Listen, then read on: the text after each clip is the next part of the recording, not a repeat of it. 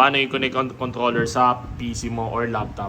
Unang-una, para malaman mo muna kung may Bluetooth ka. Kasi akin, nung binili ko tong PC ko na to, wala siyang Bluetooth. So binilang ko pa siya ng dongle.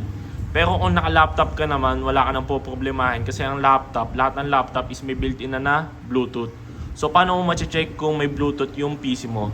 So punta ka lang, X ko lang to, search mo lang Bluetooth. Then, pagka-open mo na, naka-off yun eh. So, pag pwede siyang i-on, ibig sabihin nun, may Bluetooth yung unit mo. So, akin may Bluetooth na kasi binilang ko to ng dongle. So, first, click mo lang tong Bluetooth.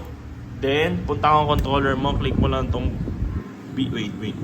Click mo lang tong PS button, then share button. Sabay ah. Dapat sabay. So, magbiblink siya ng mabilis. Ayan, dapat mabilis yung blink niya katulad nito. Then, lalabas na siya dito. Wait, cancel ko lang. Then, ano ko ulit.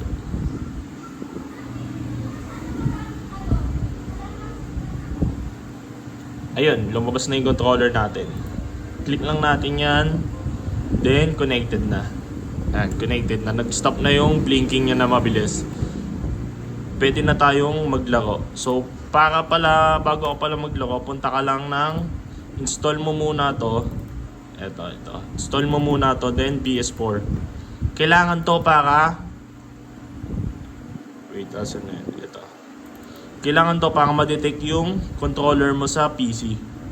Ayan, open lang natin. Wait lang, medyo matagal talaga siya mag-open. Ayan.